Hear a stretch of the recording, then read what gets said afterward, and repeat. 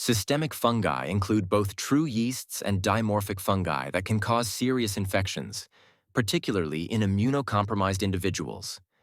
Cryptococcus neoformans is a true yeast that does not form pseudohyphae.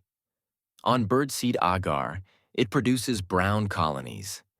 Its colonies are mucoid due to a polysaccharide capsule, which can be visualized using India ink. It is urese positive but inhibited by cycloheximide. The organism is found in pigeon and bird droppings and is acquired through inhalation. It commonly causes meningitis and septicemia in immunocompromised patients. Treatment includes amphotericin B or flucytosine. Candida albicans is a yeast that does form pseudohyphae. It is germ tube positive and produces chlamydoconidia on cornmeal agar.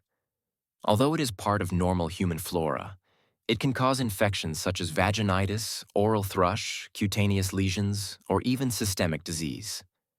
Dimorphic fungi shift between yeast or tissue phase at body temperature, around 35 to 37 degrees Celsius, and a mold phase at environmental temperatures, around 22 to 30 degrees Celsius. They are acquired through inhalation and treated with amphotericin B. Histoplasma capsulatum shows small yeast forms in tissue. Its mycelial phase produces tuberculate macroconidia, which are diagnostic. It thrives in bird and bat droppings, infects the reticuloendothelial system, and the bone marrow is often the specimen of choice.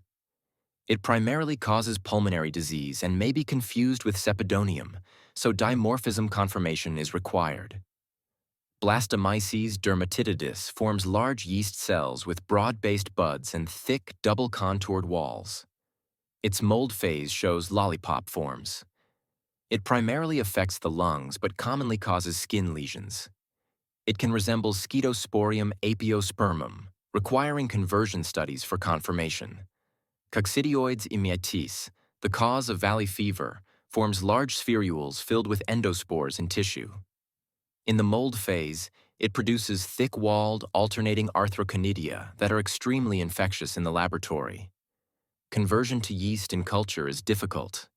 It is endemic to the desert southwest and semi-arid regions, and primarily causes pulmonary disease. Paracoccidioides brasiliensis, known as South American Blastomyces, produces a diagnostic yeast form resembling a mariner's wheel, where multiple blastoconidia bud from the sides of a large blastospore. It primarily affects the lungs, can mimic tuberculosis, and may cause cutaneous or mucocutaneous lesions. Dimorphic fungi are organisms that exist as molds in the environment and convert to yeasts in host tissues. These pathogens are often inhaled and may cause systemic disease. Histoplasma capsulatum appears in tissue as very small yeast cells. In its mycelial phase, it produces tuberculate macroconidia, which are diagnostic. It thrives in bat and bird droppings and is endemic in the Ohio and Mississippi River valleys. The reticuloendothelial system is commonly affected, and bone marrow is the specimen of choice. It may be confused with sepidonium. Blastomyces dermatitidis is a large yeast with broad-based buds and a double-contoured wall. In its mold phase, it produces lollipop forms. It is found along the Ohio and Mississippi River valleys and in the Appalachian region. Clinical disease often starts in the lungs and may extend to the skin. It can be confused with Scedosporium apiospermum. Coccidioides immitis, the agent of valley fever, shows large tissue spherules containing endospores. In the mycelial phase, it produces thick-walled, alternating arthroconidia that are highly infectious to laboratory staff. It is endemic to the desert southwest and other semi-arid regions, with pulmonary disease being the primary manifestation. Paracoccidioides brasiliensis, also called South American Blastomyces, has a diagnostic yeast form resembling a mariner's wheel, with multiple blastoconidia budding from a central cell. In mold form, it resembles lollipop structures.